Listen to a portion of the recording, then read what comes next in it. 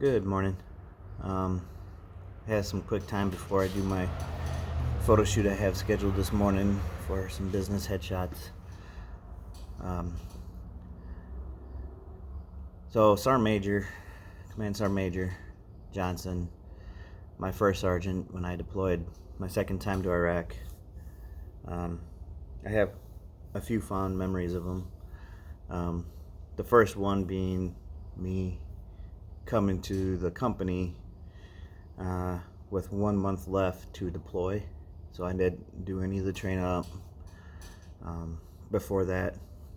But one of the things that was very important to me was that I got to visit my wife, who at the time lived in the Philippines, and she was pregnant. I needed to see her one more time before we left. And Sergeant Major, first sergeant at the time, made that happen. He understood, and he wanted to make sure I was able to see her before we left. I guess that's important for us all.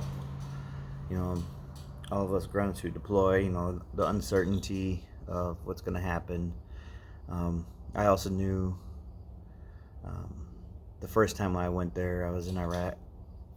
It was in Ramadi in Fallujah with the 503rd. So yeah, it was very important that I got to see my wife, and that really hit home that I knew that I was going to be taken care of while I was in Iraq, because even though the company was very busy trying to get things packed up, inventory, making sure all the soldiers were packed up and had all their stuff and all their personal affairs were taken care of. I was a E5 at the time, so I had soldiers under me, and all their personal affairs, we, as team leaders and squad leaders, we had to make sure they were squared away. But first sergeant made sure I was squared away too, to make sure I had time with my wife. And another one that kind of I'm fond of is when I went to the board in Iraq for my E6. We all know that we were attached to a bunch of, in a not so friendly word, but pogues. So we went to the board, and Sergeant Major, Command Sergeant Major, first sergeant time, me and him were the only infantry in there. That's how it was. Not really a book person, more of a situational answering kind of guy. The what ifs, if this happened, get it out, got to react. And I understand book questions were important, but the way they were presenting it was pretty poke-tastic, yes. But with him being in there, he was able to, and I could see the looks on his face, to basically just relax and just answer their silly little questions, and we'll get through this. And I did, and I passed, and he came out of the room and said, I'm damn proud of you. And that felt good. It's always good to have a great leader who comes out and says they're proud of you. That it's almost like a father figure type of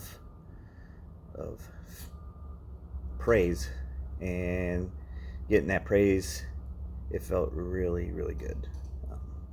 So yeah, and then of course, we can't forget a little slogan: Banditos lead the way. And damn right we do. And that's something that's embedded in my head. In fact, I use it for my photography. Um, you know, in my line of work right now, there's a lot of people who want to be photographers.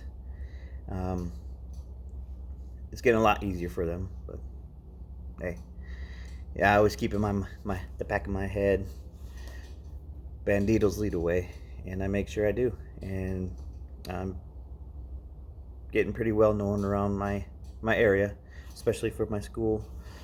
My kids go to my high schoolers, getting a lot of praises, and it's always good to know that there's these little slogans that First Sergeant and Command Sergeant Major has embedded in all of us who served under him has done for us. It carries over, and I can't be more appreciative, thankful,